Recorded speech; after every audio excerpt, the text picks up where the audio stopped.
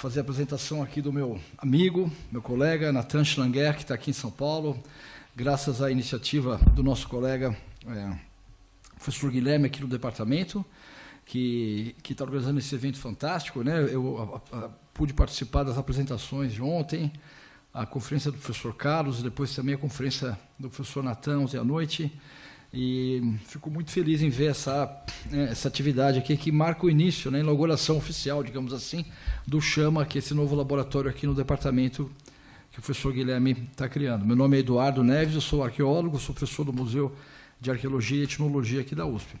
E, bom, me cabe fazer... O Nathan já foi apresentado ontem à noite, né? Eu só queria dizer algumas coisas rapidamente, situar um pouco a contribuição importante que ele faz para o nosso campo, falo como arqueólogo, né? Que é o fato de o Nathan, né, ele trabalha numa instituição francesa, na École Nationale de Chartres, tem uma formação, né? Ele conhece muito bem a história da antropologia e da arqueologia ou da pré-história francesas, mas ele é uma pessoa que tem uma característica que eu acho que é muito interessante, que é a capacidade de transitar entre tradições intelectuais diferentes, né? Ele fez, apesar de ter a sua, né, de estar bem ancorado em instituições francesas, fez a sua formação no doutorado na Universidade de Cambridge, né? Trabalhou também na Universidade de Jerusalém, não é isso? Jerusalém, né? Então ele conhece, existe uma tradição muito forte da pré-história em Israel, que ele conhece muito bem também, e o Nathan tem essa capacidade de fazer de transitar entre tradições acadêmicas diferentes. É um conhecedor profundo além de ser um arqueólogo, né, qualificado, é também um conhecedor profundo da história da arqueologia. E eu vejo com muito interesse essa apresentação dele hoje aqui, porque ele vai falar sobre uma figura que é muito importante também para a arqueologia do Brasil e para a antropologia brasileira, eu diria, que é o André Leroi-Gourhan, que talvez, na minha opinião, propôs um dos poucos conceitos que vem do campo da arqueologia, que de fato tem uma dimensão, que tem uma amplitude que vai além da nossa área.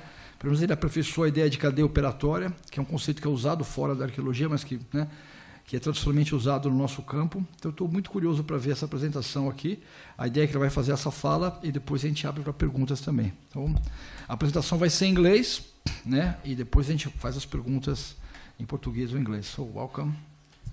Thank you very much for being here. Thank you very much, Eduardo.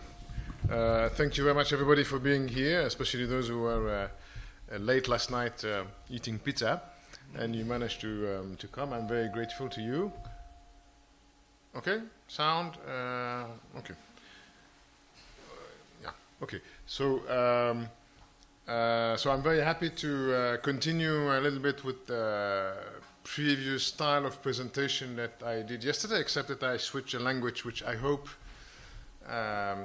is more intelligible. Yeah, I think you need to switch it off now. Yeah. Because I hear echo. Yeah, it's better. Okay, thank you. So, in English, and that means, of course, that we are in a slightly more informal or relaxed atmosphere, and certainly you can ask questions or if something is unclear, and at the end, we're going to have, I presume, questions and answers, and also I'm here until Tuesday, and I'm at your service to any kind of question or way that I can help you or interact with you. I'll be very happy because I'm keen to know more about Brazilian social sciences and archaeology and things like this. So I was also told by several of my hosts here, beware Claude Lévi-Strauss. Yes, remember that we are the land of Lévi-Strauss, and you have to. I have to speak into the microphone. I have to speak into the microphone. Yeah. And I have to take into account of Claude Lévi-Strauss, and I'm very happy to do it because, as I already did yesterday, of course, a great influence and great ideas. But Claude Lévi-Strauss and the person I'm going to talk about, André Leroi-Gourhan, they are the generation after Marcel Mauss. They are, Lévi-Strauss is 10 years older because Leroi-Gourhan was born 1911. But they are sort of parallel philia, yes, to use the parallel philia, and who meet occasionally in the corridors, and they write, we met in the corridor and we shook hands very politely, and then each one going back to their own things. There's a history that needs to be understood on the identification and the reception of scholarship, both within France and internationally. And the fact, I will show you later, the paradoxical fact is that the person who is best known internationally, Claude Lévi-Strauss, is the one who does not speak foreign languages. Okay, Lévi-Strauss is very bad English, and he has to be helped to translate. And the one who speaks Chinese, Japanese, Russian, Croatian, Italian, etc., is André Leroi-Gourhan, and yet his presence is less well acknowledged internationally. So I'm going to address a little bit this question of the recognition of scholarship and what it takes, as I'm doing now, what sort of language one needs to speak in order to be audible in international context, and also to be audible across disciplinary boundaries. Yes, that someone we're going to ask ourselves, is he an archaeologist? Was he an archaeologist? Was he an ethnologist, museologist, orientalist, paleontologist, prehistorian? Okay, how do we handle this diversity? And how do we appreciate scholarship without putting it into labels? Another thing that I want to show you, it's related to my institution, École Nationale des Chartes, which is interested in the critical study of historical sources.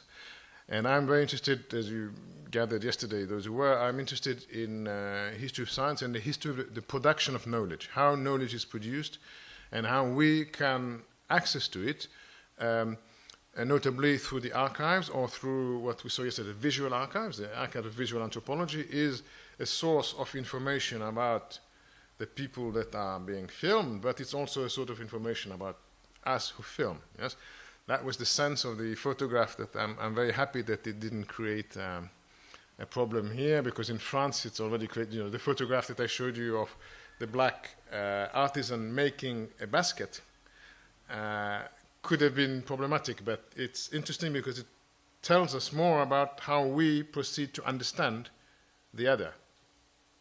So these are sort of aspects that I'm going to be talking about whilst I present André Leroi-Gourhan and his different work, and also to say in advance, there are some books here which are, of course, for you.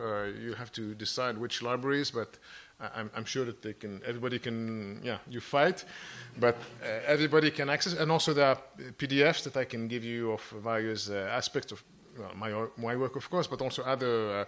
I have quite a few PDFs of Leroi-Gourhan and of his archives, and so all of this is for you. So this is the man, as I said, 1911 to 1986, and you have one poster that I like very much in the office. You see the scientist at work, le savant au travail, and it's slightly posed picture. I mean, he knew that he was being photographed, but this is indeed his office in Lyon with the various objects that he has, like you have in your office. Yes, a little object that has some sort of resonance to what you are doing. Yes, you organize the space.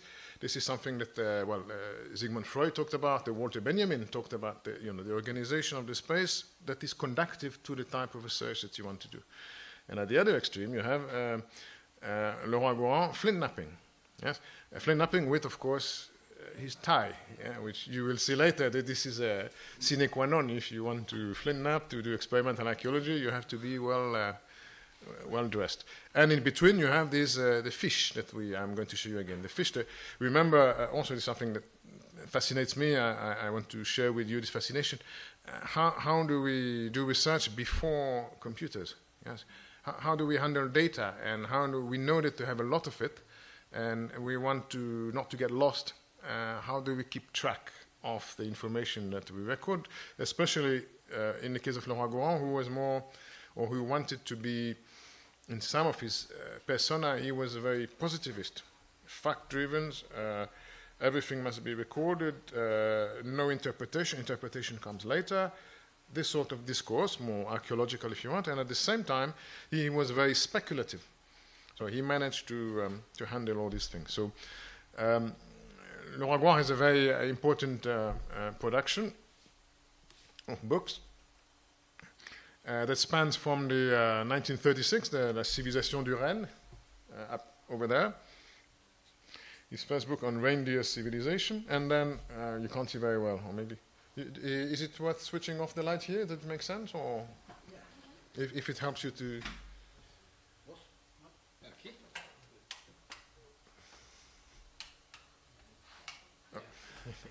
Third time lucky, yes. Okay, so yeah, it's better for me as well, and certainly for you. So his thesis, L'Homme et la Matière, there's a 2 volumes that he published in 43 and 45, so during the Second World War. And then Archaeology du Pacific Nord, this is his PhD thesis, which was largely supervised by someone we mentioned earlier, Paul Rivet. And Paul Rivet was at that time in exile in Colombia, exiled from occupied France, and he was writing Les origines de l'homme américain with, you mentioned a German scholarship, with a very diffusionist ideas of where they come from and how we can track the sources of migrations and so forth. And then another interesting book is L'Ethnologie de l'Union Française, and this is a commissioned book that is related to the transformation of the French colonial empire into l'Union Française, which puts on equal footing metropolitan France and the colonies on the way to independence. It is possibly, you know, more the Commonwealth, or maybe the Lusophonia, you know, the post facto affinities between people who happen to have been under Portuguese control. So the same is doing it. And then the last book is the Le Geste et la Parole, which I know that you have 2 copies in your office, so it translated into Portuguese. So a diversified production, and I will go a little bit more into this diversity in a minute. And here you have books on André Leroi-Gourhan. Either Hommage or Les Racines du Monde, a book of interview that he, in 1982, when he's already aged, and he answers questions. You have, and then these books that Philippe Soulier, André Leroi-Gourhan, it's a massive biography, 800 pages. And Philippe Soulier has done a very thorough job, but Philippe Soulier is an archaeologist at heart, in practice. So he starts at the beginning and works his way up. And he's a good friend of mine, but we disagree on our approach. And my book here, the blue one, L'invention et la technologie, I am transversal. I don't want to necessarily follow the biography. I mean, the biography of a person is important, when he was born, the activities, etc. But you want to follow themes, controversies, issues, and not necessarily be exhaustive and give equal treatment to all. Each year of your career will have the same 5 pages. That's a different approach, which I'm not very keen on pursuing myself, and I used a lot Philippe's publications and his research in order to advance with a particular focus, and that's something that I think the historians of science should be able to do. And the last thing I show you here, this is a book that doesn't exist yet, but well, it exists 3 years. I have big issues with the publisher because it is an anthology, a translation of Leroi-Gourhan's articles into English that I did, and it's sitting for 3 years now at least, and I'm going to be upset about it, and I'll probably publish it in a different format and open access. That's what I want to... Okay, so that's knowledge around Leroi-Gourhan, but who is it that... yes, and another thing I want to show you is the issue of translation. We just mentioned when Lévi-Strauss had easy access to, both when he was in New York during the war, it made sense for him to publish immediately in English his theoretical text. And he, if you read the English introduction to l'anthropologie structurale, he explains that some texts are tailored for an Anglo-Saxon audience which doesn't have the same background as the French, etc. So he's much more aware of this. In the case of Leroi-Gourhan, there's a big discrepancy, and that's also an interesting question that I mentioned earlier should interest you in terms of literary study or translation studies. Yes, what is being translated? Who are the commercial publishers, what is the language? These sort of questions have an impact on the knowledge that we obtain and that we generate. And what you see here in this table is that Leroi-Gourhan translated into a lot of languages, including, I didn't mention here, is translated into Basque. I don't know if there are many readers of Basque in the audience. But the translation is selective. Some of his work, you can see the préhistoire de l'art occidental et les religions de la préhistoire. His work on prehistoric art is translated within 2 years. And translated with the photographs, with the albumic quality of this work. Le geste et la parole, which is his main masterpiece, translated in Portuguese and in Spanish, Venezuela, and in all kind of languages. This work has been translated into English only in 1993, so 30 years after publications and after the death of the author. And that's one of the reasons why Leroi-Gourhan is less well known in the Anglo-Saxon world, or let me put it otherwise, why Leroi-Gourhan's theoretical or anthropogenesis work is known through the filter of his French theory readers, Jacques Derrida, Deleuze, Guattari, and more recently Bernard Stiegler, and an English reader that you all know, you have also in your office, Tim Ingold. Tim Ingold is probably one of the most close readers of Leroi-Gourhan, and you can see very clearly in his work. In fact, I know Tim quite well. We had a discussion about the chaîne opératoire and his conception of making that is inspired from Leroi-Gourhan's work and from that of Henri Bergson.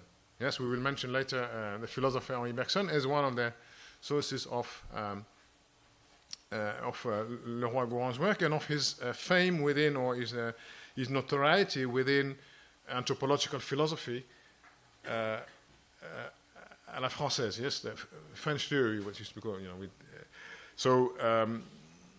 a very uneven history of translation, which explains a very uneven awareness. So most Anglo-Saxon colleagues, maybe you as well, know Leroi-Gourhan as an archaeologist and not his other part of his personality, and they know him as either the student of rock art, yes, that I will show you some examples, or as the innovator of excavation methodology at Pincevent, with the different types of recording of minute details. That is partly in the logic of what we discussed yesterday about the attention to l'ordinaire as an epistemological object of interest in the French social sciences. So that's a picture, a very uneven picture of the recognition of the person, and that is due, as I mentioned, to his own polyvalence, eclecticism. Yeah? Eclecticism is not a nice word. Pluridisciplinarity, it's a retrospective evaluation, yes, but a person who touches on many different fields, and that's something that I had to, that was one of my decision in writing the book that I did, is that I'm not going to believe the notion of coherence of the author. I'm going to accept the diversity, the incoherence, the decision to be interested in this and that, etc. And there are some biographical reasons to understand why Leroi-Gourhan is touching on all kind of different pies. I will show you later that he's very, very diversified in his sources. He is not good at recognizing what are his sources. He doesn't do bibliographies. Well, although he knew how to do it because he learned, his job was a librarian. He studied to be a librarian. He's very good with fish, with biographical fish, but he's not good with acknowledgements of his sources, and he's not good with discipline. He's not disciplined. I call it l'indiscipline. He doesn't follow disciplinary patterns. He picks and chooses and brings things together. Sometimes it's a bit off the mark, passé, dépassé, and sometimes it is very brilliant. Okay, but his strength or his weakness as well is that he's not in the mold. He wants to break away from the molds. And I mentioned just in one, I don't know if I should have had, he was orphaned of his father during the First World War, and his mother left. So he was brought up, he was André Leroi, and his maternal grandparents, Gourhan, and he joined the names when he was a teenager, and he had no father. Okay, so he had the big tensions with his masters, Marcel Mauss and Paul Rivet. Am I his disciple? Does he recognize me? Am I his favorite? You know, very interesting tensions that may have hypothesis. You don't have to. May have a little bit of a psychological question of recognitions and refusal to adhere to a particular school, to say that I am a disciple of, I follow this. Okay, so that partly explains this explosion of eclecticism that we are going to see across. So some reminders of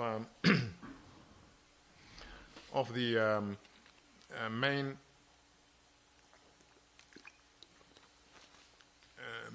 biographical points, if you want. So someone who is recognized himself as an Orientalist. So this is more or less in order of interest. I will show you later. Orientalist, ethnologist, art historian, physical anthropologist, prehistorian, Paleolithic art, and of course technologist. And this is the thing that I'm most interested in. So he was trained at the Musée Guimet and the Musée du Trocadéro, which became, as we discussed, the Musée de l'Homme, and the Langues Orientales in Paris. And he spent 2 years of his life, as you can see in the photograph, in Japan, doing archaeological and ethnographic fieldwork, including collections of objects which were collected to Musée de l'Homme, and since the creation of the Musée du Quai Branly 15 years ago, are now in the Musée du Quai Branly. During the war, he had I don't know. So he had a fairly successful war, because he, in fact, he was the only scholar of the Musée de l'Homme who was not in the Réseau de Résistance. So he published a lot of books, and he had different positions during the war. He kept in his archive. I won't show you, but he kept in his archive his Ausweis, his German pass of movement in Paris during the war. So he's doing well, and in 1944 he is appointed to be a maître de conférence at the University of Lyon in a chair of colonial ethnology. That was created by Marcel Griaule, because the colonial office had money partly to train future colonial administrators. So he spent 10 years of his life there, and later on the same Marcel Griaule died of a heart attack in the middle of a lecture at the Sorbonne. Yes, the touch wood, yeah, in the middle of a lecture at the Sorbonne, and immediately he was appointed to replace him in the Sorbonne in the chair of ethnologie générale, and that's. And then in 1969 he is elected to the Collège de France. And across this career, from 1944, he is, I didn't put it, but parallel lives with Lévi-Strauss, because Lévi-Strauss, when he came back after the war, was sous-directeur du Musée de l'Homme at the same, and Leroi-Gourhan as well was at the Musée de l'Homme. They were both sous-directeur, but on different floors, so they didn't talk to each other very much. And then when he was at the Sorbonne, Lévi-Strauss was quite keen, for example, to appoint Roger Bastide, whom you know, at the Sorbonne, and to ensure that Leroi-Gourhan's understanding of what is ethnologie générale was more directed towards prehistory. Yes? Vous êtes un excellent préhistorien, cher collègue. So you go this direction, yes? And I will show you the evolution of what I earlier you said, the Orientalist, etc. This can be understood as a sequence that is related to intellectual development, inspiration, ideas, new facts, and also institutional, even personal politics that make it that you receive a grant from the Vanna Grant for 3 years to do something. So it reorients also your career and your production. Okay, so this is fairly neutral. But if someone invites you to go there because they don't want you here, that's another type of thing. So you have to take into account also the academic politics that is related to how a scholar produces knowledge. So a list of the different teachers that he had, Marcel Granet on Chinese, Paul Boyer on Russian. Because did I mention that Leroi-Gourhan was very fluent in Russian? And he wrote, in fact, he presented his work on Pince-Vent in Moscow. It was an interesting topic in its own right. And especially Marcel Mauss, about whom we talked a lot yesterday, was one of his teachers, and Paul Rivet, of course. And his contemporary ethnologist, André Leroi-Gourhan, who was also technologist, Jacques Soustel, and Claude Lévi-Strauss that we know. So this is the modèle concentrique, an idea of how a scholar presents himself and how the disciples of this scholar, he has a broad vision, and everything converges. I don't want to quote negatively my colleagues, but tout l'intéressé autour de l'homme. L'homme, l'homme avec un grand H, is the core of my interest, and that rationalizes my different satellites around it, okay? Which you can see here, museology, technology, history of art, Orientalism, philology, paleontology, etc. All these are aspects of l'homme that I'm interested in, okay? Nothing that is human is foreign to me, etc. So this, as I presented to you understand, this is clearly an ideology. This is a construct of an entity, homme, that enables you to have things gravitating and grounding, and to justify to yourself and to justify to your milieu what is it you are doing, sometimes here, sometimes there. Okay, so this is eclecticism rationalized through this central concept of l'homme. And the different view of the patchwork, yes, the mosaic view, is that you when you follow in slightly more details, you have the chronology on the side, and different, it's not very successful, different shades of colors that Excel can allow me to put in the boxes, so I'm not very good with this. Different intensities of interest in, for example, take Histoire de l'art. So in Japan, he was interested in art history, in the kimonos of the Ainu, and later on, he became, from 1950s, etc., he became interested in prehistoric art. Okay, so the question would be what sort of continuities or discontinuities there are between an interest in folkloric Oriental art and his interest in prehistoric Paleolithic art. Yes, and it happens that in this particular case there is a continuity because he was interested in the, as I mentioned yesterday, the anonymous, yes, art that is not masterpiece.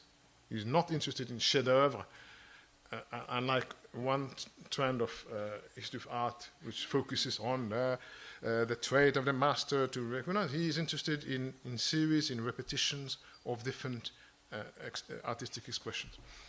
And then you have all these types of activities that have to be understood in a less cosmological sense, as it were, but more pragmatic historical developments that are related to his own changes. And you will see that the Lyon 1949 is, I will show you later, is a key change in his attitude, and that's if you remember the title of my paper, yes, From Material Civilizations to Technical Behavior. And it's 1950 is really, for a range of reasons, partly I can explain, is a year when things happened to his outlook, and he changed quite dramatically. So I just show you very briefly photographs of. So this is with Abbé Breuil, the Abbé Breuil seated, and Leroi-Gourhan. It's partly a generational photograph. Yes, Abbé Breuil age declining, and Leroi-Gourhan is the follow-up, and Leroi-Gourhan will become the professor of prehistory at the Collège de France, the chair of l'Abbé Breuil, but in between there was Georges Dumézil who occupied the chair, but that's a different story as well. So photographs of Leroi-Gourhan, and this is, yeah, very nice. This is in Pincevent. So the idea of the, down here you have the first, this is Claudine Carlin, if some of you know, Claudine, and Leroi-Gourhan in his chapka, you know, a hat, you like to wear this, at the very beginning of the excavation of Pincevent, and an intermediary state, you see the, I don't know if you practice this in Brazil, but certainly Annette Lamy-Grandpré would have brought this sort of very meticulous excavation of campsite, of people who move around and leave very, very fine traces, and this is how you excavate. And then the next photograph, I think, will be very, yeah. Nice to, okay, so this is École. Yeah, this is from the late 60s, yes? Okay, we are in the 60s. So, and this is a sort of communion of, I mean, you excavate the past in a slightly, you know, early, I don't know, early ecological Mother Earth sentiments and bodies, you know, all kind of body squash, and techniques of the body, we discuss it, so techniques of excavation of everybody, and in order to get to this, okay, which is the spread of the scatters of flint in Pincevent. So there is a big discrepancy between the carnal image of yesterday and the disincarnated result. Okay, and Leroi-Gourhan at this stage of his career, so in the mid-60s onwards, became very positivist about this. Fine, you have to be very careful. He developed a term which is very 19th century, vocabulaire d'attente. We're going to talk to designate things, but knowing that we're going to change later, okay? Because you never know, and we need to be fachidioten, yes, the facts and interpretations come later. Whereas at the same time, he was writing Le Geste de la Parole, which is a completely fantastic, speculative book. So that's part of the interest, I mean, for me as a researcher, to look at the person who's able to handle different epistemological stance at the same time. He was teaching Friday afternoon from 10 to midday at the Collège de France, was the Seminários de Leroi-Gourhan. So during the seminar, and then they went to a Chinese restaurant on, doesn't exist anymore. But so then he was facts and description, etc. And the rest of the week, he was speculating. So this is another example. And yeah, and this is very briefly, I don't have many photographs. This is the other part of Leroi-Gourhan's better known work, which is rock art, studies of Paleolithic art, so expeditions, photography, also the question of documentation, and yes, and the fish. Okay, so I don't know if you know what this is, but this is I could have both. This is this fish, and yeah, this is the system of recording of rock art when you don't have computers.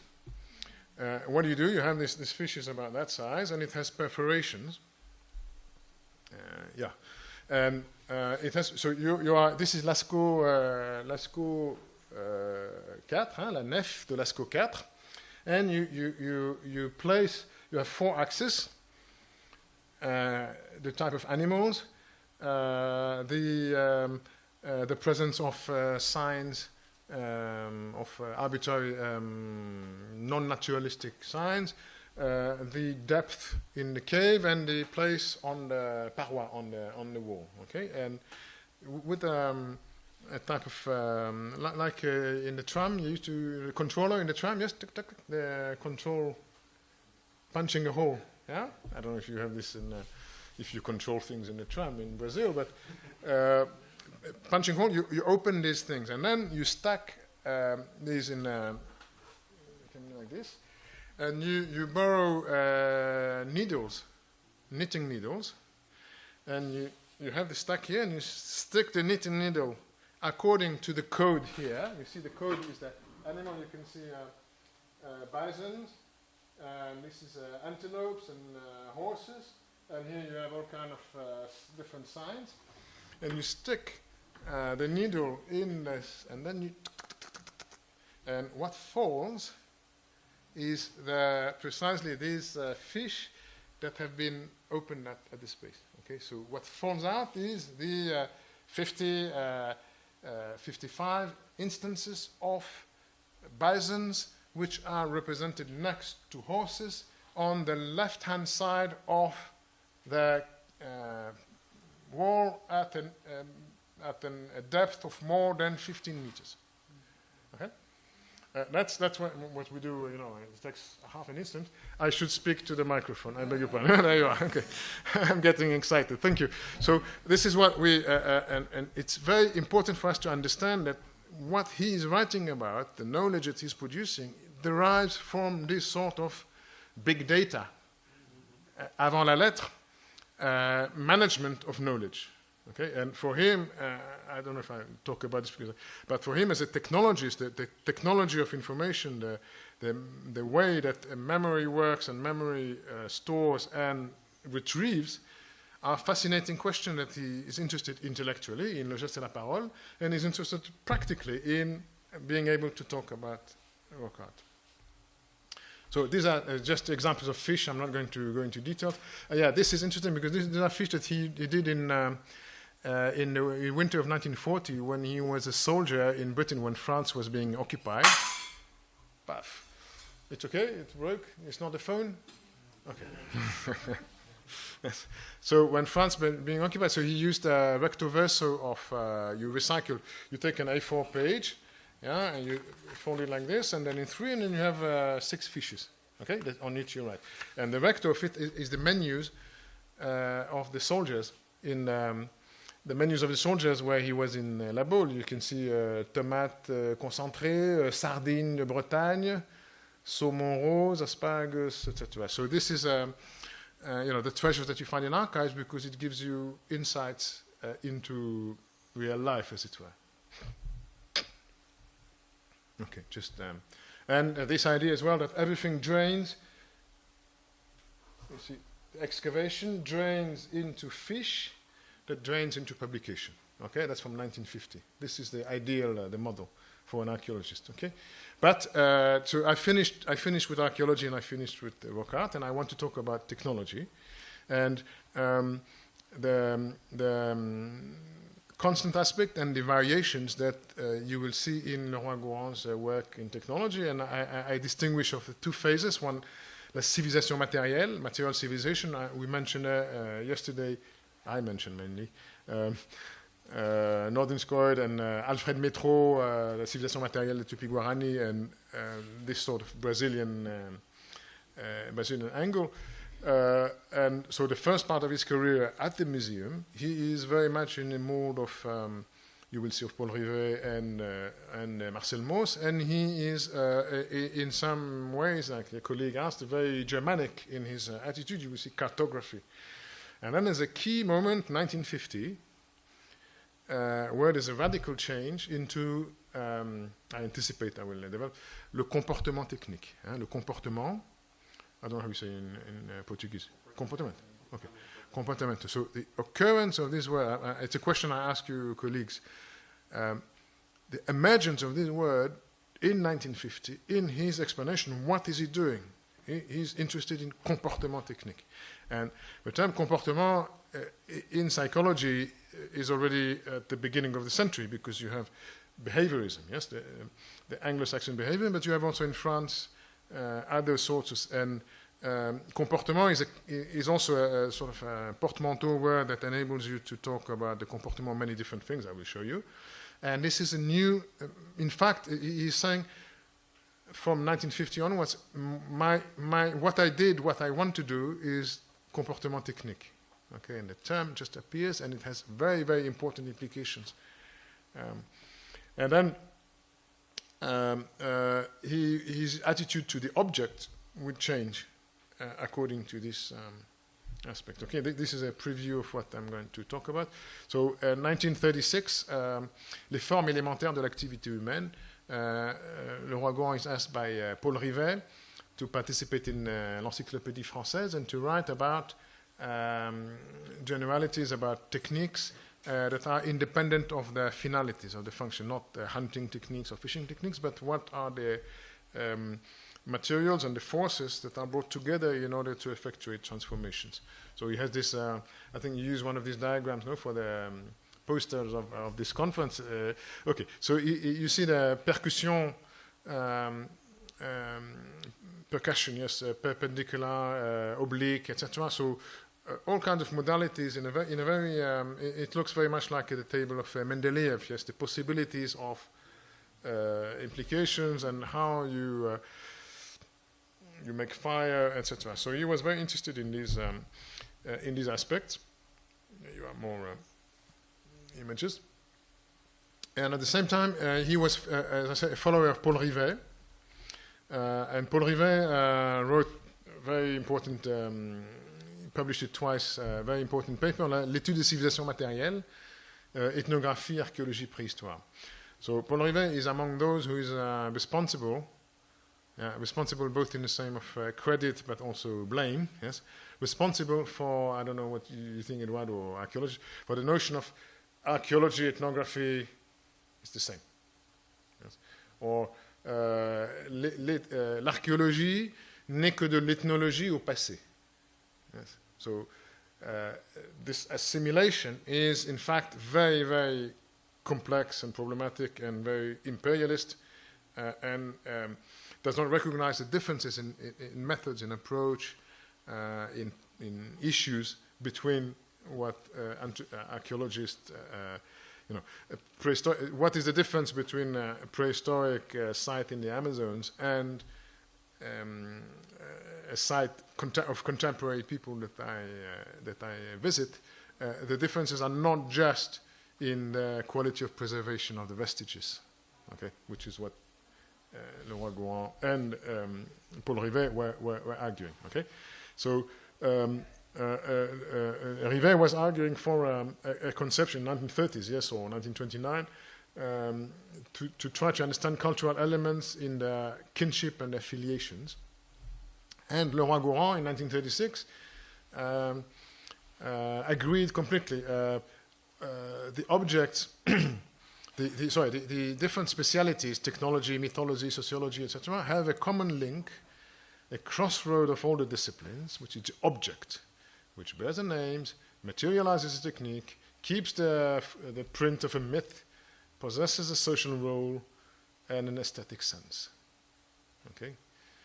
The témoin, we mentioned yesterday the term témoin, the witness ceases to be an exotic, bizarre aspect to become... il quitte son pays d'origine en emportant son milieu. Okay, I don't know if you, how bizarre it's, the object takes with it its milieu to the museum. Okay, so on the one hand, it confirms what I said yesterday about the important role of the museum in technology and material culture, because the museum was imagined to be a place where objects retain and gain further sense. Okay, they are not dead fossils of living civilizations away. They are themselves able to carry with them the milieu and provide the material for research. Okay, and the Institut d'Ethnologie had uniform means and to characterize witnesses. The first and the only one is the fish. Okay, so the fish. There's a if I can do a jeu de mots, yes, the fetishism of the fish. That is also shared by, to a certain extent, by Lévi-Strauss. He writes about it. Michel Léris. There's a period of, let's say, the first half of the 20th century when the fish is really, you are, how many fishes did you use for your PhD, for your doctorat? That's the key question. So he is writing, je n'ai utilisé que 40 000 fiches. Voilà. Okay, I didn't use all of them, etc. So it's a measure of bravado, of virility, to have a lot of fishes that are subclassified with Okay.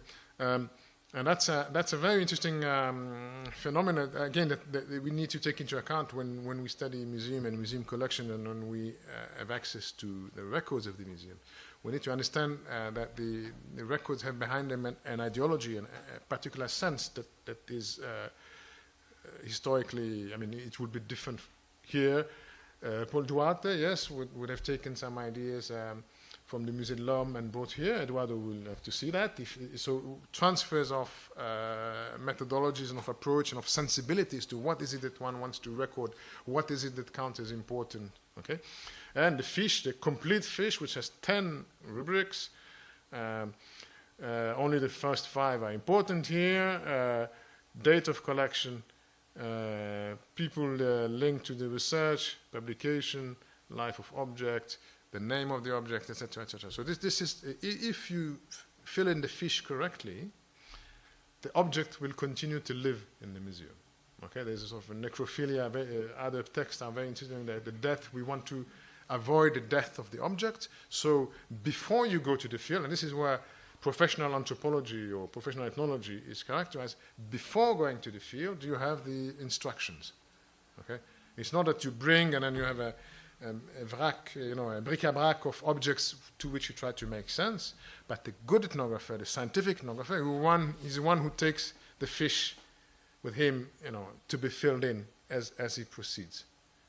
Okay, that's the ideology of so the focus on the object is a form of, as I said, fetishization of the object and of its relation to knowledge. And another important aspect of this, we are still in the civilisation matérielle, is the cartography, of course. The maps, distribution maps, that Leroi-Gourhan did already in the first book, La civilisation du Rennes. This is from the archives. Le monde préhistorique, so all kind of... this is very similar to some Kulturkreis, Grabiner, Frobenius was doing sort of things. Bizarrely, I see that Australia is spared from being the Ur continent, but there you are. So this sort of cartography, and another aspect, I think, I inverted my slide, doesn't matter, is the notion of tendance-effet that he wrote about in L'Homme et la matière héménéutique in 1943, 1945. La tendance et le fait. So, and this is the spear throwers. Yes, the tendance to throw spears is general across the world, but you will have different degrees of, if there is a groove, if you see the lower one, there's a groove in the middle. So this is characteristic of Greenland, Alaska, but you don't find it in Siberia. And if the groove ends with a hook, this is characteristic of this particular part of Alaska, if it's flat, it's another part. So it enables you to fit in objects, technical objects, within the broad trend of the functionality of the use, but also different degrees of fact that are more and more specific to ethnic groups. Yes, and he uses then already a biological analogy with the speciation of the thing. So the thing to keep in mind, I'm not going to talk about it, is that the notion of tendance, as I found in the archives, it's quite clear. Leroi-Gourhan reached the notion of tendance in 1940 when he was back from Japan, when he reread Henri Bergson, L'évolution créatrice. Yeah, maybe you know, the philosopher Henri Bergson, Évolution créatrice. This is where he developed the notion we mentioned again, Homo faber, and les tendances inévitables de la vie. So a vitalist concept of l'élan vital, yes, the vital thrust. So l'élan vital, the thrust that compels people to find a way to throw the spears better. And this vital thrust is attuned to particular circumstances and context, where you have more wood, less wood, you have traditions of making grooves and not making grooves, of holding, etc. So there's the contact between the universal thrust of the tendance with the milieu, the different types of milieu. Okay, and of course, being this sort of Bergsonism is not at all compatible with the positivism that he displays elsewhere, but he's happy with his contradiction, so we must be happy as well with his contradiction. Yes, that's the way he proceeded. Okay, so yeah, I should have said, so all kind of cartographies to show the links between, and he goes all the way to Peru to show links between different objects, how they circulate across time. And you can see here, so different types of knives, which are related to particular ethnic groups or localization. And you see the Mendeleev table there, the knives, the logical, yes, la logique et l'histoire, yes, la série logique et la série historique. Okay, and it's in this type of context that he starts developing a keener eye on techniques of productions and how objects are made, because this can help us to set them on a map. Okay. For example, the harpoon. So he has the famous case of the male and female harpoon. This is again from his archives, where he's trying to think of how. What is the relation between the form of the object and its function, and whether the form is completely determined by the function, and therefore finding two harpoons, one in Greenland and one in Japan, that are identical, will not be of civilizational or cultural significance, because this is how you have to do it. There's no other ways than doing this. Or on the contrary, if there is a place for variations, then the fact that you have two similar variants could possibly, question mark, so hypothesis, indicate some sort of connections between them, either a common ancestor or some sort of contacts, Kontiki-like between. Okay, so so he is a very sophisticated version of material civilization. Okay, and that's and that's what's going to change in 1950. Okay, this is no longer going to be. For example, the last, I think 1952, I found in the archive is the last ever mention of tendance effet. It was a key concept. 43, 10 years later, on n'en parle plus. Basta. So now he's 1950. So I'll go very quickly with this because. So this is what we know about lithic stone artifact manufacture. I told you that you have to be well dressed to be Naples. So you see the crease of his trouser. This is Léon Coutier, who was he was making tombstones. Yes, so he had skill of stoneworking as an amateur. And this is Illustrated London News. Display that was also, there's a film, the Wellcome Trust has a film of his thing, and his demonstration was introduced by Gordon Child at the Institute as someone who is very skilled with, and also here you can see that this is a drawing from a photograph, yes, of someone who is properly dressed with a jacket in order to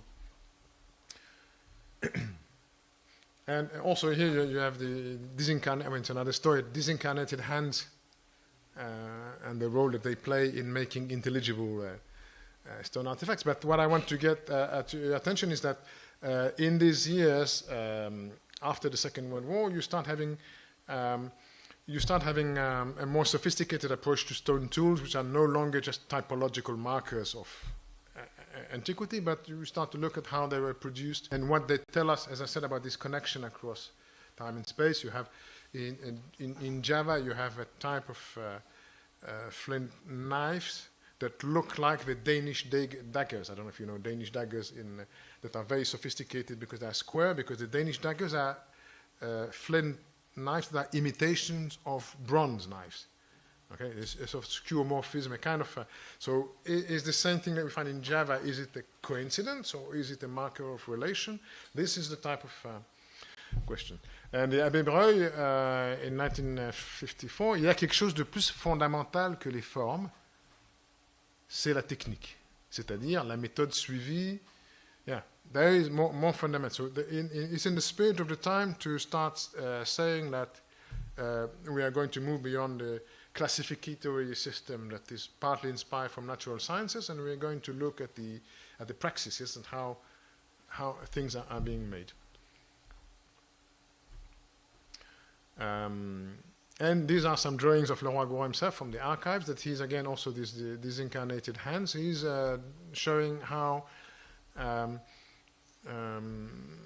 stone tools, in this case hand axes, are made. And at the same time, Leroi-Gourhan is, as I said, inventing or introducing this notion of comportement technique. In fact, so he's talking about civilisation matérielle et vie spirituelle, which is a paper or a conference that he gives to the circles of missionaries in Lyon. Because there's another aspect, I won't go into it. Leroi-Gourhan was from a secular background, and when he was 16 or 17, he discovered Catholic religion, converted, and then he had another conversion later on. And this has a very, very important intellectual impact. Notably, I don't know how fluent you are with this, but he shifted his allegiances from Henri Bergson to a very, very important Catholic thinker, which is Teilhard de Chardin. Yes, I don't know if you... So Teilhard de Chardin and the notion of the noosphere and evolution. So Leroi-Gourhan was in fact a secularized version of this sort of theology, long-term theology. He also had a slight, also in parentheses, excuse me, he had a slight South American connection because he was connected with theologians who were working on Théologie de la Libération, like Marie-Dominique Chenu, and in fact, Étienne Born. Étienne Born was here in 1936. He was part of these cohorts of French scholars who worked here. Okay, so that's in brackets. So Leroi-Gourhan participates across the first half of the 1950s in discussions with missionary circles and publishes in a journal called Rythme du Monde. And it is there, bizarrely, yes, it is in this venue that he chooses to highlight what is new in his approach. So, in fact, I quote, I translate, this was only a kind of preface of this. Okay, never mind. This was only a kind of preface to technology, because in fact, technology has, above all, as its aim, the study and description of comportement technique des hommes. Okay, so it's the first time the term comportement technique appears in his work. The aim of technology is to highlight the general laws of technical behavior, the particularities of such and such group, and so on. And finally, to enter all this into the material behavior, all this that bears on the material behavior of humankind, into l'ensemble mental de l'homme, c'est-à-dire l'ensemble social. In another paper of the same period, in the bulletin of the Études de Saigon, nobody has heard of this bulletin, he says something very, very provocative. If, with just change of one letter, we don't want to risk the confusion, but in fact what we are doing is ethology of humanists, not ethnology, but ethology. Okay? And that's a moment as well, I will show you in a minute, when he, with his eclecticism, with his indiscipline, is linking up with animal psychologists. And it is from them, I will show you later, it is from them that he takes the notion of chaîne opératoire. The science, le science de comportement de l'homme, okay? And this is new, and I asked a colleague in France, I was not very satisfied, I'm asking you again, since when anthropology is a science of behavior, yes? Behavioral anthropology, the notion of behavior, when does it come into the discourse and what purpose does it serve? Okay, and in the case of Leroi-Gourhan, we'll see that one of the purposes of the notion of behavior, comportement, is that it can be applied to animals and also to machines, as well as humans. Okay, so it's a very generic introduction. Il s'agit pour nous d'étudier le comportement de l'homme on all the totality, that is from the beginning of the Quaternary to the 20th century, on all the earth. It's not a question of collecting curious things because everything is curious. It's not a question of doing a system of the world, etc., because humans behave in each one of us, but to bring, and this is again another image, slices of human reality as rigorously observable as the details of histological, biological samples. Okay, so he's combining metaphors because it's very speculative and very restrictive at the same time. Okay, so the link that he makes between sociology is social life, technology is material life, but in fact, no. Social life is also material and technology is also social. Okay, I think we agree with that. That's a lesson from 1950, 51, his courses. And he was well, that's another aspect in bracket I mentioned. Although Leroi-Gourhan was very polyvalent working in other things, I think that he had also some, he wrote all his papers, including, I don't know if you do this when you teach to the students, you don't write, good morning students, today we are going to, okay, you write bullet points, okay, you are at ease. He, for his students, he would write what he speaks.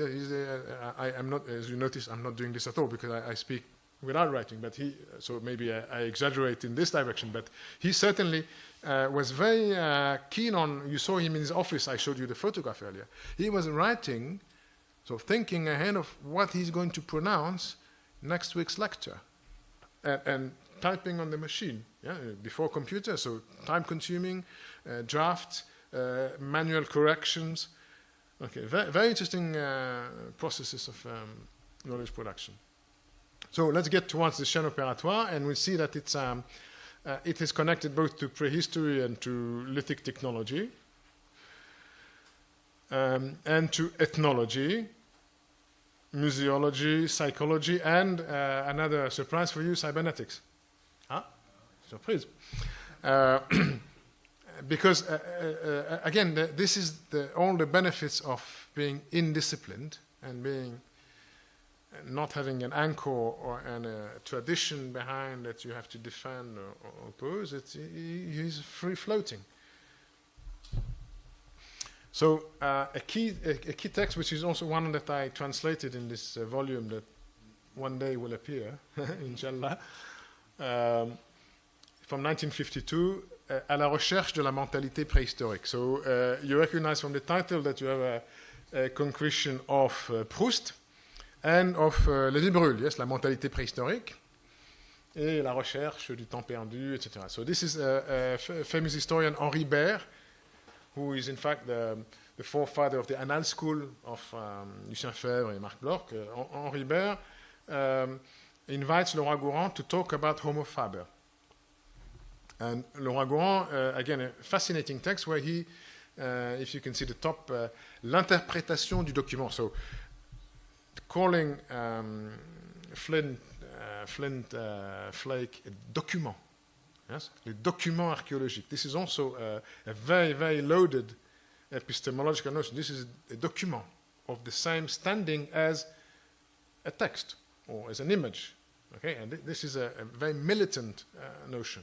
L'interprétation du document lui-même, du silex, aussi rigoureuse que la lecture d'un mot. So again, you have the metaphor of a reading and decipherment of the deep past, which is similar to what, in fact, my colleagues at the École des Chartes, yes, I've been doing for the past 200 years, which is the decipherment of manuscript. And in Glose Press, so again using this word, we know how the Paleoanthropian was making his scraper. This enriches immediately our materials. Again, the term materials is also, because this is not material, it is elements which you are going to work on. Yes, what is your material of study? It doesn't mean something tangible. It means the type of resources that you bring together. And this famous sentence, which is following the gestures, flake by flake, is reconstructing with certitude an important part of the mental structure of the maker. Okay, so this is 1952. This is again these years where he is, as you can see, is both reducing the scale. He's no longer looking at maps across the Pacific. He's narrowing down the scale to look at a flake after a flake, but he's also broadening the perspective to look at behavior in a very broad and comparative way. Yeah. At the same time, he is. This is I found in the archive. This is I mentioned. You know that Leroi-Gourhan was not good at citing his sources, so he was very, very influenced by a psychologist called Henri Pierron. And there's no mention of Henri Pierron in any of his publications. And he actually, I wouldn't say plagiarized, but he sort of rewrote sentences that are directly coming from Pierron's publication. Pierron, who was the colleague of Georges Dumas, who is a friend of Brazil, yes. And only this is the only mention that I found, problème posé par Pierron, an acknowledgement manuscript that he actually knew very well who Pierron was and what he was doing. And the problem posé by Pierron is, I should have mentioned it, the problem posé by Pierron was looking at wasps and the way that wasps build their nest. There's a long tradition of wasps in French philosophy, with Bergson as well and Raymond Rouillet. There's an interesting story because wasps are solitary animals who have very complex behavior. And Pierron talks about la chaîne opératoire of the wasp, digging a hole, and once the hole is dug, laying an egg, and once the egg is laid, catching a prey, and once the prey is in the nest, closing the nest. So the question that was, in fact, the question of Bergson and already in the 19th century is, how does the wasp know, when it digs a hole in the ground, does it already imagine that it will lay an egg, it will go and catch an animal, it will go and close? Yes. How is the sequence of this operation? How is the chaîne opératoire? So, Pierron and Etienne Rabot and other people are precisely are trying to analyze the instinctive activities or the relation between instinct and intelligence in sequences that follow each other and build on each other. So you have to have done step B before getting to step C before. Okay. And this you can see here in the cours de technology that he gave in 1952. Ce sont des chaînes opératoires machinales. So this is probably the first time that the term chaîne opératoire appears in Leroi-Gourhan's text. Les gestes quotidiens se présentent comme une série de caractères machinal, c'est-à-dire sans être semi ou même inconscient. Okay? So the question of consciousness and automatism in behavior is a classic psychological problem that is going to preoccupy him. Okay?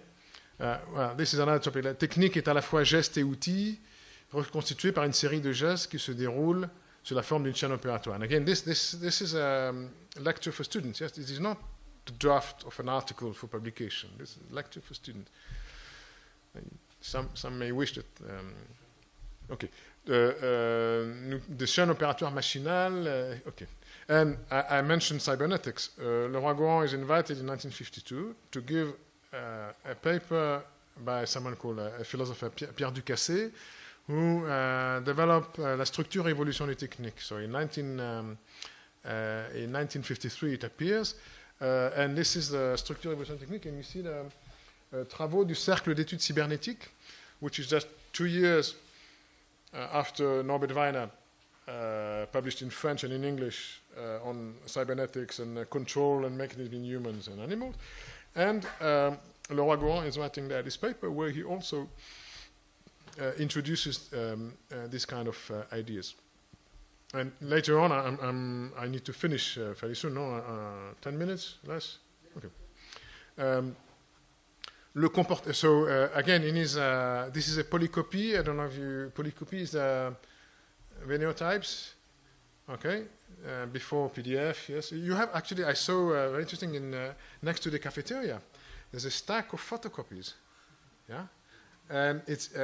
I would like to, if you want, to organize an archaeological excavation of this stratigraphy of photocopies and to try to understand, to try to make sense of these accumulations of paper. It's very interesting. But so before PDF, before the electronic, which actually disembodies, and we lose so much through the electronic. So this is not a lecture note that he wrote, like the other one that I showed, that he typed in his office at night what I am going to say in the lecture next Tuesday. This is a polycopier where he produces, or his students produced. I showed you yesterday with Marcel Mauss. Marcel Mauss' students were sitting down, writing down, and then in the evening or in the weekend they met together and they reworked the lecture of Marcel Mauss on technology, typed it down in several versions, and towards the end of Mauss's life they came together and they produced the manuel d'ethnographie.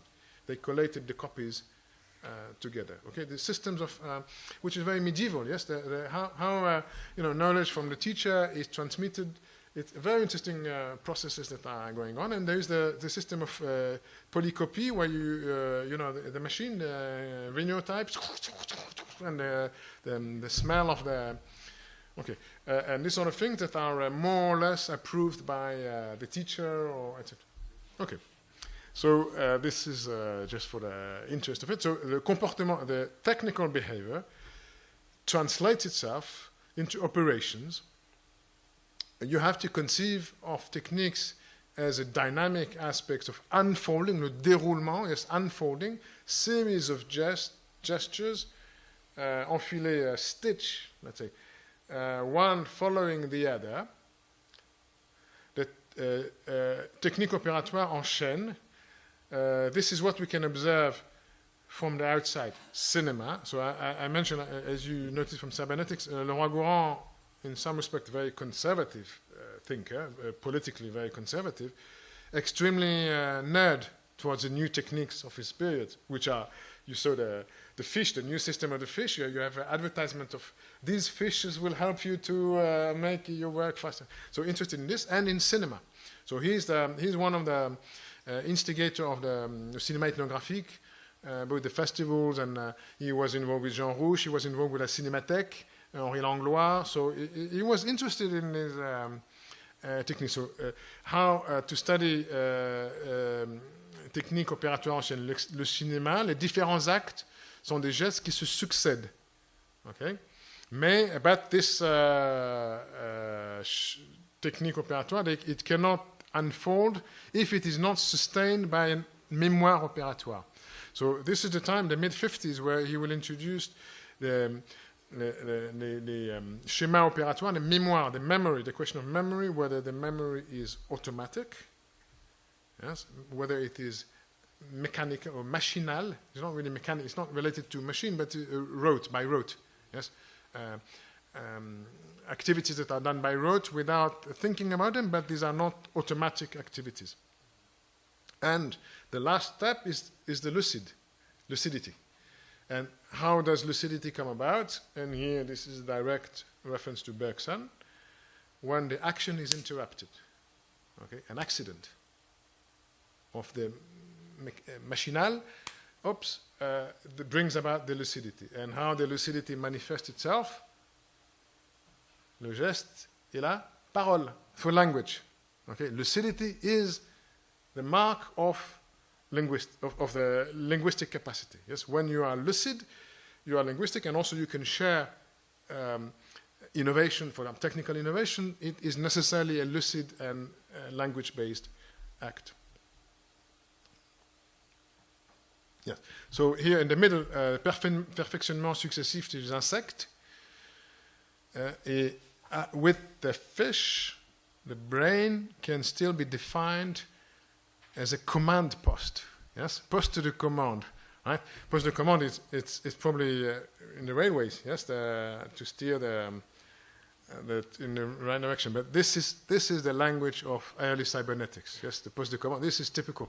He's going to talk later about the ballistics. You know, the correction of the ballistics. Les compliqués, l'aiguillage. L'aiguillage, c'est precise. L'aiguillage is the change of track. Yes. And again, from this is going to make, as you see, underline there, relations with boîte crânienne, cranial capacity and development of technicity. Okay, so it's a mixture of, it's a coherent mixture, but of very disparate elements. Animal psychology and speculative elements of various sorts. Okay, so here again another type of synthesis. No, the execution of the change of gestures, which assemblage constitute technique, supposes the existence of a memory, whether this memory is of an insect just born, I mean, out of its egg, that of a mammal who for the first time take care of its kids, that of a human, or that of a machine, loom, yes, automatic loom, whose behavior is inscribed on the perforated band. Yes, I don't know if you know, there were perforated bands that are keys to the movement of the loom. Okay, so what you see is that it's both very it's bizarre in some respects because it's putting together a young mother and a machine, but it's very syncretic. Yes, and this is precisely the type of big story, yes, broad perspective that he put in Le Geste et la Parole in a slightly modified form, inspired, as I said, by Teilhard de Chardin and other theological thinking. And that's the strength of his, of some of his work. And this is how it looks like. In I won't go into that because there are not many. Are there many prehistorians in the audience? Lithics? No, les cailloux? No, personne. Okay, well, there you are. Okay, so at the same time as he was looking at things synchronically, following the gestures flake by flake, he is also looking at things across time, diachronically. Yes. From the earliest, le couteau. So this is again from the archives. Just he kept in his archives everything, almost everything. Or let's say it's interesting to see what he eliminated and what he didn't eliminate. But he kept on the draft of the figures that were later published. Okay, and here you see what he called a knife. Yes, from the earliest chopper, yes, early Paleolithic, all the way up. To the butter knife of today, 1950s, yes. Likewise, mention le feu, it's for you, n'est-ce pas? The pyrophile, not pyroman, pyrophile. So, le feu, and then la marmite, la prise de courant, and you see the electric, he drew the electric plug, which I hope that you don't have plugs like this at home because they are completely out of norms already, yes? This is 1950. And I don't think you have the cranial capacity. So at the same time as he's looking, he's zooming on the comportement, etc., he's also zooming out on this broad evolutionary trend, which may or may not make sense. In fact, so far the knife is concerned. So this is what I think Carlos mentioned, François Sigaud and le couteau, so un couteau sert à couper. So in fact, there is a slight morphological similarity between these objects, but the way that they are used is completely different. Their function, if the knife butter is to spread, it's not to cut, and you have different type of, and the one who should know best about these differences is Leroi-Gourhan himself. So he's contradicting. I mean, he's not paying attention to his very interesting work on how techniques function when he's doing these big scheme. He's happy to live with his contradictions. Yeah, these sort of things. Okay, so I just want to conclude because I thought last night, yes, or early this morning, that I didn't want to. I didn't want to leave you with. How can I say? I became interested in Leroi-Gourhan as a master's student, PhD student in Cambridge, and I was using it for my PhD, which was on lithic technology in a quarter of a million years ago in Netherlands, in Maastricht, a very nice town. I recommend a visit. So I moved personally a little bit from pragmatic interest into reflexive, and I find it fascinating. I'm extremely, as you can see, I'm happy to think about it. It's challenging and fascinating, but I want to be a bit cautious, and this is why this last slide. I want to enable to make it possible to retain a pragmatic interest in the chaîne opératoire. Okay, it's not. I've been telling you that chaîne opératoire is a composite of. It's an unchained, non-opératoire cocktail, kaleidoscopic construction that makes sense for Leroi-Gourhan. I want it to be an operational concept for you if you are interested. You don't. Yeah. So it's not. I'm not. It's sort of. It's a critical historical approach, but it's not meant to be. Absolutist. I'm not trying to deny the interest, etc. But what I'm saying is that we can understand how he constructed this, and in fact, an intellectual history of 20th century social sciences with Leroi-Gourhan, and also go and study pottery technology in the Amazonas using these. Okay, that's. If you agree with me, then I'm happy, because I didn't want to be, to disturb too much, as it were. So the last couple of slides are precisely on the chaîne opératoire today after Leroi-Gourhan. Leroi-Gourhan, I should have said after he published Le Geste et la Parole in 1964. After he was. Saluted by Claude Lévi-Strauss, vous êtes un excellent préhistorien. Yes. The same with historians, by the way, because historians, unlike Lucien Febvre, was very interested in what Leroi-Gourhan to say about techniques. After, the generation after, it's, including the Nouvelle Histoire, Pierre Nora, post-annal scholars, Leroi-Gourhan come and tell us about how do we reconstruct history when there are no texts. L'histoire sans texte. Okay? L'histoire sans texte. So all these techniques of excavations, of making sense, of reading the past. Please, Leroi-Gourhan, tell us about this. Okay? And no longer l'histoire des techniques. In fact, there's only one historian of technique, Maurice Domas, who invites Leroi-Gourhan to write about the history of techniques from the Paleolithic to the Neolithic, or to the to the beginning of classical civilization. And the others are labeling him, and he agrees. I mean, he self-labeling, he's going to talk about, he's going to become a prehistorian and accepts this mantle and becomes professor at the Collège de France.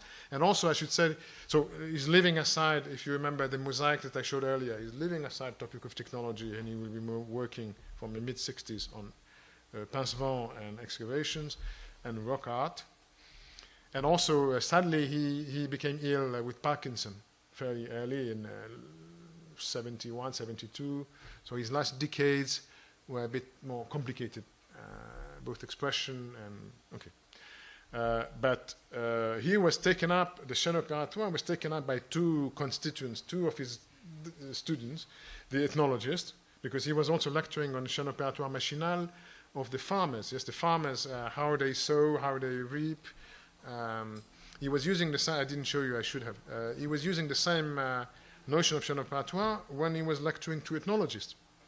How we need to study the gesture in a way that resembles, that builds up on what Marcel Mauss, if you remember, yesterday said, well, I said on behalf of Marcel Mauss, that you need to study the tour de main and l'enchaînement organique, okay, as an ethnologist. So Leroi-Gourhan was following up on this for the ethnologists, and some of them, Robert Cresswell, maybe you know, and particularly Pierre Lemonnier, although Pierre was not a direct student of Leroi-Gourhan.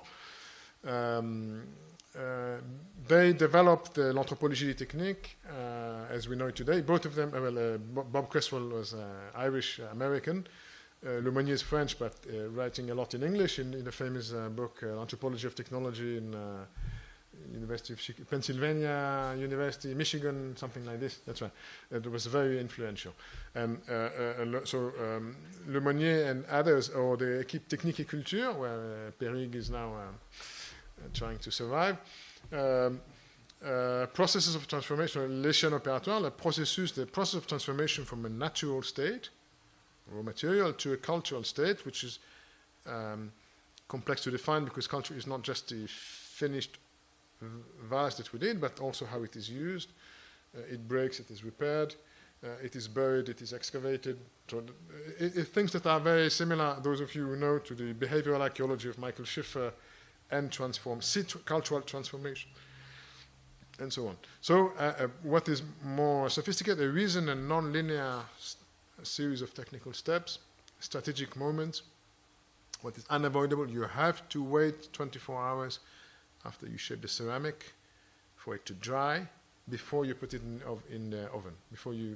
If you don't wait, because it's moist, too moist, puff, it explodes. Okay, so this is a moment that needs to be taken into account, and this is when you start decorating it, for example. So you have a question of timing and space that is very interesting, and you have all the varying moments when you can include all kind of variants, which can be the subject of discussion, which can eventually, were initially related to les faits, tendance et les faits, the local fact that you can, and the question, I think this slightly lowers down the question of the relation between the function and the form, because everything is related. You can see very clearly that.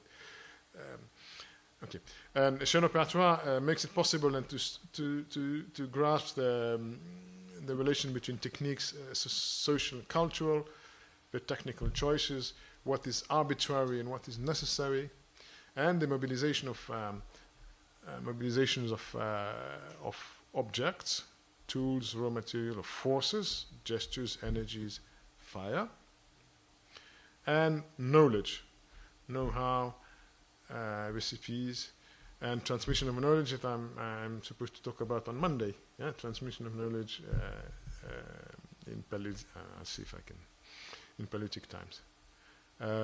Just illustration, I don't know if you are, illustrations of a chaîne opératoire, which are fairly eloquent, where you move from the nodule, yes, to a process of production.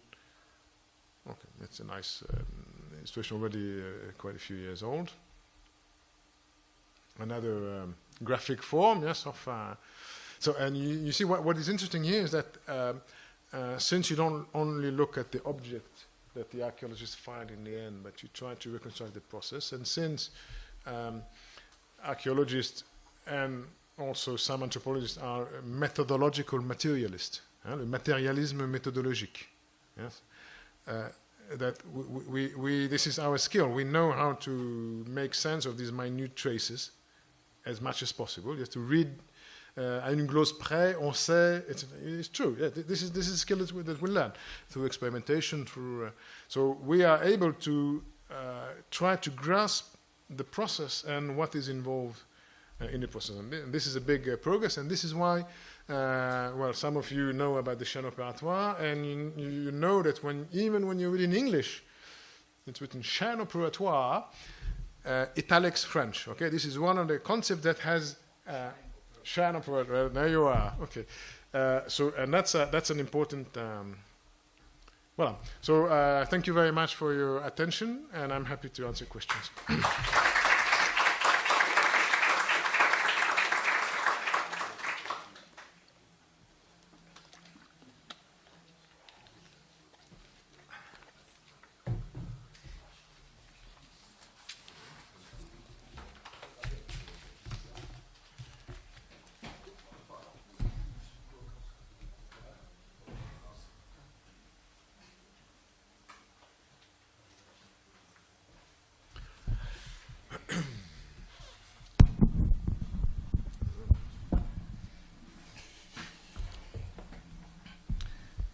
Muito obrigado, thank you very much. Acho que a gente tem tempo para fazer algumas perguntas. Se alguém quiser falar alguma coisa, eu posso fazer uma primeira pergunta para dar uma esquentada, mas... Quer começar? Pode fazer. Tá bom. Então, ok. vou fazer pergunta em inglês para ele depois, né? Se for o caso, precisar eu traduzo. Bom, thank you very much. It was really, really interesting. Lots of new things. You want to be your own? Yeah, I'm going to translate myself. Yes, and probably, yeah. Okay, very Hopefully good. I'm Good coherent. luck. Hopefully I'm coherent in both languages. Okay. Yeah. Well, I'll say first in English, and then, many interesting ideas and things, and I could ask you many questions. But I'll start with one first, and then maybe if there's time we can talk more about other things.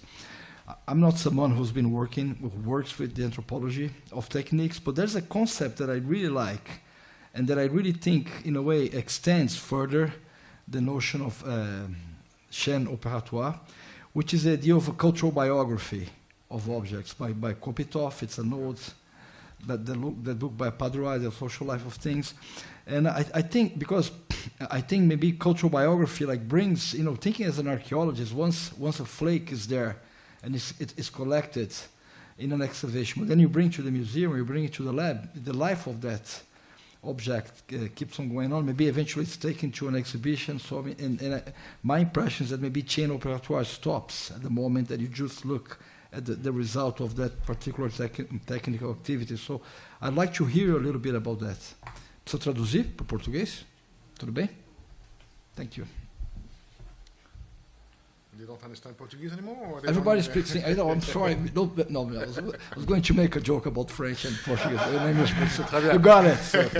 Okay, so thank you, Eduardo, for your question. Yes, so cultural biography, indeed, you mentioned Kopitov and Padurai, etc., which includes the post-excavation or the post-discovery life of the object. That's something that I think that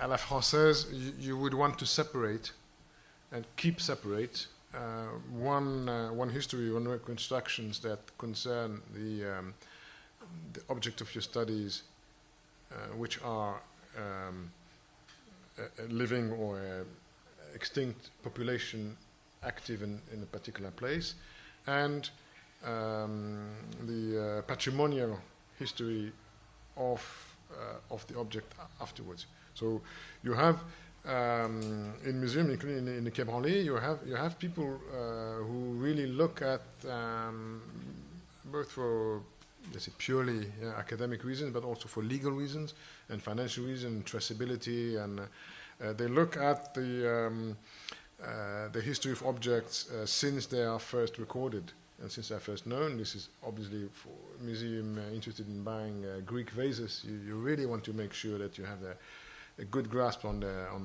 legal biography of an object before you actually spend the money to buy it. It's a stolen, looted, this sort of questions. So these are all valid questions, but I think, and I would sympathize with the idea of keeping this separate, even terminologically, from an understanding of a cultural phenomena in the past or in the distance. Thank you. Alguém tem alguma pergunta? Acho que o Guilherme, tudo bem? Marconi. Como é que, Guilherme, por favor, ele é o nosso anfitrião, então.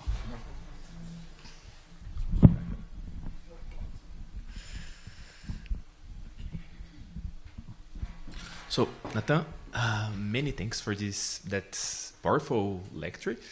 One of the big challenge that we have teaching Leroi-Gourhan here in Brazil, especially, is to understand the concept of biology of technique. So I wonder what's the reference that inform this biological concept of technique, especially considering that at this time the neosynthesis of the Darwin's neosynthesis related to genetics is not so commonplace, and also Lamarckian influence is very, very powerful for him, I suppose. And my second question is more related to the concept of milieu. It's another concept, not so useful, commonplace here for us, especially for us in Brazil. So maybe you can talk a little bit more about that. Thank you. Thank you. So the biology of techniques, or the evolutionist understanding of technical transformations, is something that is characteristic of this strand of French social sciences that are influenced by a form of vitalist biology, and I mentioned the key influence of Henri Bergson, and either Bergson directly on Leroi-Gourhan when he read him, or through a number of disciples, Albert Vandel, Quinault, Georges Quinault, other biologists who adhere to this form of neo-Lamarckism. The Darwinian synthesis is not, it takes a very long time before it actually introduced in France. It has also objections, even Julian Huxley, and it's a complicated story of gradual acceptance and reluctant acceptance. And as you saw, I don't know if it's typical French, but la contradiction, c'est la vie, hein? Sometimes I can say this, sometimes. So, and in fact, Leroi-Gourhan, in his books of interview, he has this very nice sentence. He's asked, I'm a little bit Darwinist. I don't believe in hazard. Hazard. Bon, okay. And likewise, that is when he also says, I didn't know that I was doing Marxism because I'm so. Well, that's another story. But yes, there is a sort of importance in the importance of the coherence of the story that overrides factual inconveniences. Okay, by Leroi-Gourhan, who was in another casquette extremely interested in these documentary inconveniences. So in L'Homme et la Matière, so he concludes, his book by saying that he c'est vers la biologie qu'il faut orienter la technology should go towards biology because technology is logical. Technology, so the study of techniques always progress. Yeah? We have never done any philosophy better than Plato and Aristotle, but our techniques are better than those of our forefathers, etc., etc. So the chain that you saw is a cumulative chain, and this, in his view, and this is where he joins Teilhard de Chardin as well, relates to the presence of spirit in matter from the very onset that gradually grows towards consciousness. Okay. So there are deep metaphysical reasons why. There's an article that he wrote, a very unknown article, very bizarre, in L'Année Sociologique, the only article he wrote in L'Année Sociologique because he was never invited again, and it's quite clear why. La technologie, c'est la biologie, pourquoi les sciences sociales s'intéressent, etc. So he was upset about something when he wrote this paper, and he just burned the bridge with, okay, and then he changed his mind after because that's possible. So that's the question about the notion of milieu. I haven't really thought that beyond the superficial. So he had this idea of the internal milieu and the favorable milieu. And initially, this notion of milieu developed in culture-historical problematic that I meant, the earlier part of the material civilization. Yes. So when do we accept, and under what condition we accept the innovation of a neighbor? Yes, this bottle.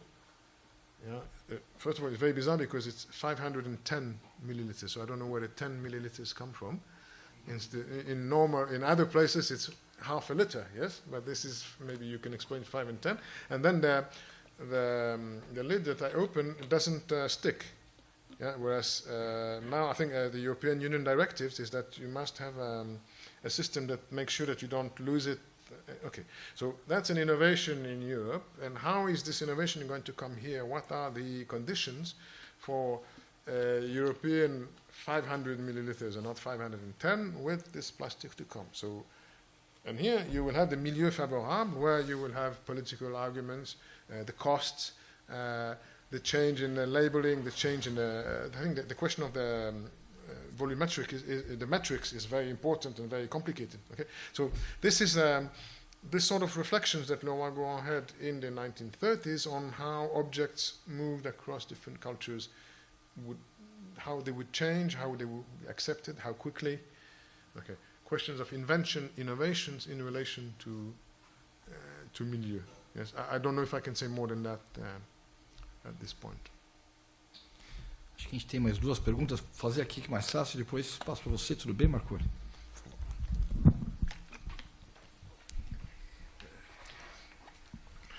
So, Nathan, thank you so much for your lecture. It was extraordinary. And at some point, you mentioned that Leroi-Gourhan had a German passport during the war. No? Or German... It's a pass. It's a pass. Circulation okay. pass within Yeah. those. So, could you please give more details about his position during the Vichy period? Also, do you have any evidence in the archives that could lead us to speculate that Leroi-Gourhan was a sort of collaborateur? And also, could we speculate that Lévi-Strauss' attitude towards him was based on a political difference? Because you said at some point that he was very conservative. Okay, I see that you want to... Okay. Need some blood. It's Friday, we need, Right. So, I think you need to... there's an echo, no? Or you need to do something? No, but I can turn it on. No? Okay. I'm trying to delay my answer to think about... Okay. So, as I said, thank you. As I said, Leroi-Gourhan came back from Japan in 1939 when the war was already in progress. His wife had to leave earlier, and he arrived in France and he immediately was sent by a military. He was a translator in the army, and he went to La Baule where he had this tomato sauce and things to eat, and then, indeed, he was the only member of the Musée de l'Homme who was not implicated in the réseau, because the réseau de résistance, so the term résistance was invented in the Musée de l'Homme. And there is the Rénéotype machine where they did the tract that is in the reserve. The Musée de l'Homme is very proud now of its Second World War history with Germaine Tillon and with Boris Vildé, and particularly Anatole Levitsky. So Anatole Levitsky, who both Vildé and Anatole Levitsky are Orthodox, Christian Orthodox Russians who were implicated in resistance network. And Levitsky is very important because Levitsky is in fact the one who created in 1938 le département de technologie comparative, which Leroi-Gourhan after the war is going to follow up. When Leroi-Gourhan in 1943 publishes L'Homme et la Matière, he does not mention at all Levitsky. So I speculate in the book. I speculate about the question of self-censor, yes, because the German censors. Levitsky was imprisoned in the Mont Valérien before being shot for resistance activities, and Leroi-Gourhan felt, or his publisher, Albin Michel, felt that it's better not to mention him in the book. After the war, Leroi-Gourhan does acknowledge that Levitsky played an important role. So, and the réseau de résistance, another aspect is that it was betrayed. The réseau de résistance was betrayed by one person, two persons, for personal reasons of disagreements. Yes, it was not. It was.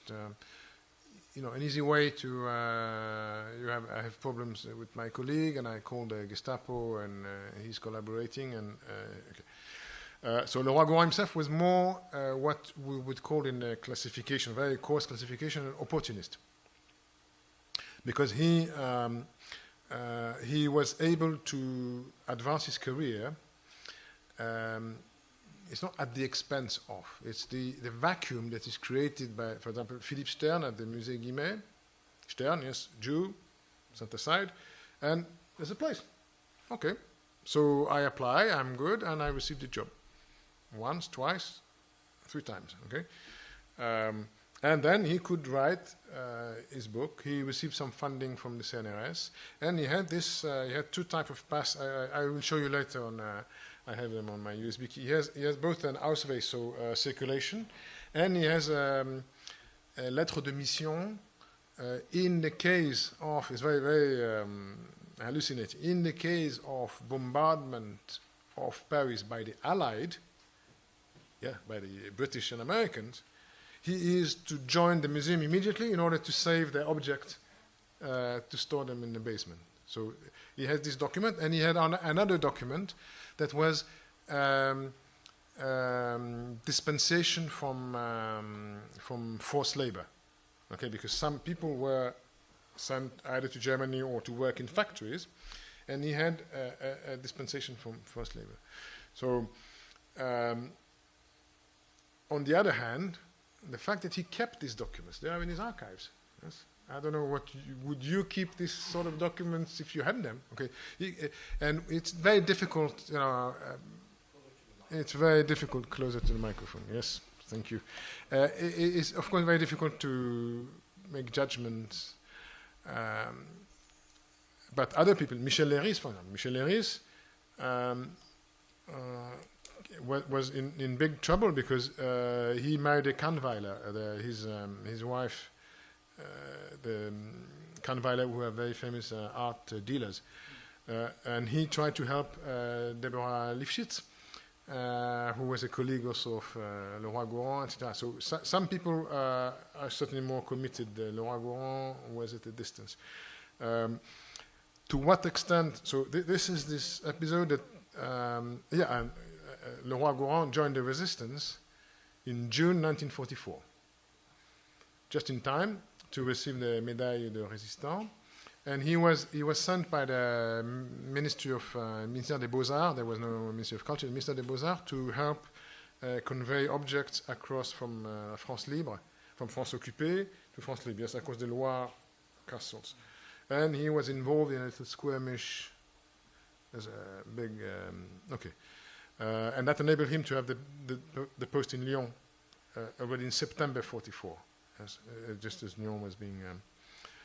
So this episode, this is one thing, and I think that there is no...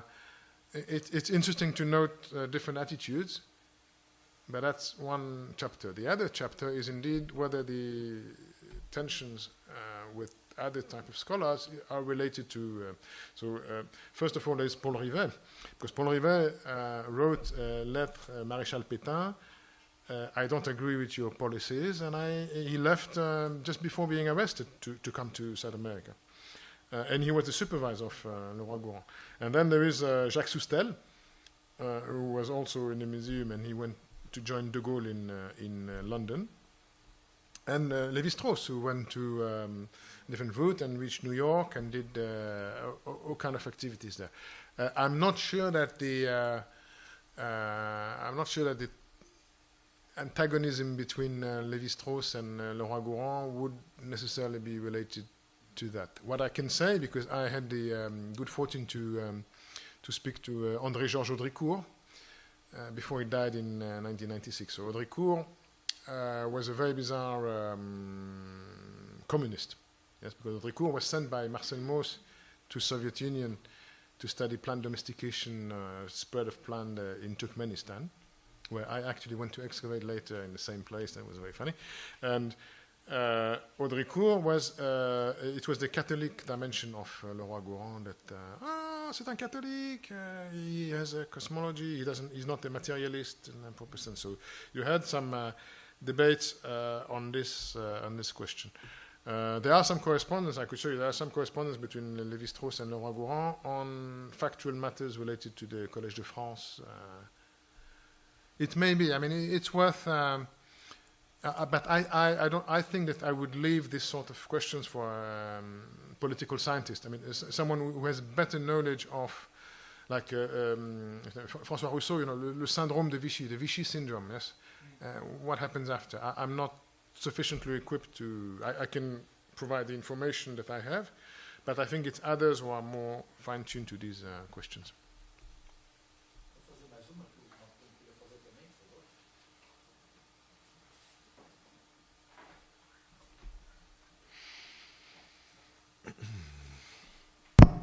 E acho que a gente encerra com essa última pergunta, tudo bem?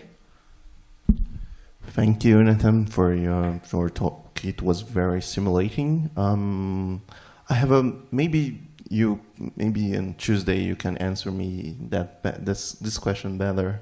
But last year, as I was telling you, I spent an internship the whole year with CONAP at the University of Toronto, and I realized a thing that my education in archaeology and also social cultural anthropology was very, very French. I don't know if it's in another tradition outside of Europe. You have like a country that has this strong tie to French scholarship, like we have here in Brazil. But my question is more related to how do you see the interaction between sociocultural anthropologists and archaeologists and friends now, because I'm very like close to reading a lot about the works of Valentin Roux, or like in Belgian from Olivier Gosselin. But I don't, yeah, and he's very close to Claude Lévi, like comparing chaîne patois towards a large area. But I don't think that social cultural anthropologists are doing that or are interested in this kind of studies. But how do you see? In France. Yeah, in France. Yeah, like there is I don't know, that's my, it's not clear to me, that's a question. Do you think they are connected, they are debating, like Gosselin is talking with social cultural anthropologists there? Well, I don't know, like how chaîne patois is being used in archaeology and in social cultural anthropology. What? That's another question, so, but I'll answer. Okay. Okay. Thank you. Sorry for so many questions. No, yes. I'll answer by saying that in the case of Olivier Gosselin, the connection would be through the era studies, Africanism. So I don't know if this is the cartography also in Brazilian science or USP science, but you still have in France and big debates about eras, les aires culturelles. So there would be contacts and interactions between Olivier Gosselin and other Africanists on the basis of Africa. Not necessarily on the basis of what Olivier Gosselin has to say about ceramic tradition. Now he's working on textiles. He has a very interesting project on dyes, fascinating. So likewise, another person who is working now is Carole Ferret. And Carole would have connections with Asian specialists, more than with general, I imagine, general social anthropology. So let me take the question a bit differently. The antagonism or the haphazard contacts between Leroi-Gourhan and Lévi-Strauss have second generations. There are people who are able to stride to connect them. One of them I mentioned is Bob Cresswell, and the other, you all know, Maurice Godelier. So Godelier, yes, was able to talk to the one and the other. Certainly Godelier had more respect for Lévi-Strauss, but he was also with Leroi-Gourhan. Another aspect that is important, Leroi-Gourhan invented or developed training centers. One in prehistory. Centre de documentation préhistorique, and Centre de formation à l'ethnologie. And he developed the Centre de formation à l'ethnologie partly as part of his brief in 1947, colonial ethnology. Yes, you need to train colonial or people who will go to the colony how to record, how to document, how to be interested. So they would go on expeditions in France and document bakery practices in a village. In parallel, Lévi-Strauss created the Centre de formation à l'ethnologie, his own Centre de formation à l'ethnologie. And so Philippe Descola, for example, Descola was early on, as a doctoral student, he was a mentor at this center. And Descola told me that Leroi-Gourhan and his were doing techniques, and we were interested in social structure, kinship, etc. So it's true that in the Laboratoire d'Anthropologie Sociale, the LAS, apart for some exception, people are not really interested in the materiality of. Yes. Frédéric Keck, I don't know, you know Frédéric Keck, who was director. So Frédéric Keck told me, I think it was a joke, but I don't know. We are being recorded. Never mind. But Frédéric Keck, he was director. He was director of the. He was director of the direction des études et de la recherche au musée du Quai Branly. Okay? And he told me, j'ai jamais entendu parler de culture matérielle in his training as a philosopher. And then Lévi-Strauss, la culture matérielle, like in fact you are also a bit puzzled, la culture matérielle, it's new to me, yes. So when he got to the museum, he discovered it. Okay. So yes, there are still, and in fact, this is why it was easier always for prehistorian and archaeologists to talk to these ethnologists that I mentioned, Pierre Lemonnier, and of course, a sociologist of science, Bruno Latour. So Bruno Latour was very interested, and vice versa, in understanding, the role of the symmetrical role of different types of objects. So we had a very interesting séminaire culture matérielle, where we had Anne-Christine Taylor, followed by Bruno Latour, followed, for example, another person, I don't know, how will you know him, is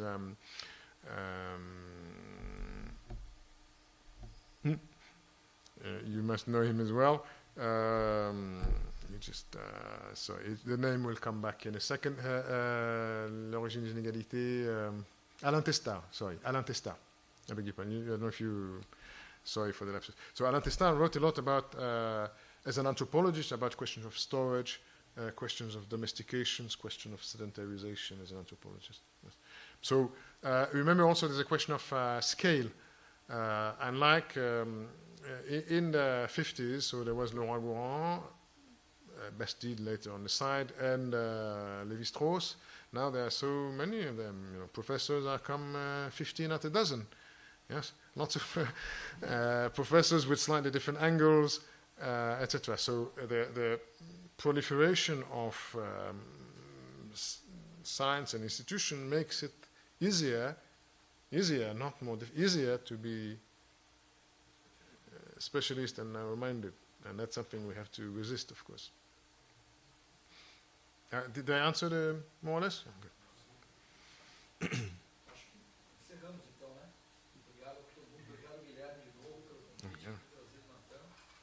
Obrigado, Técnica. Obrigado a você.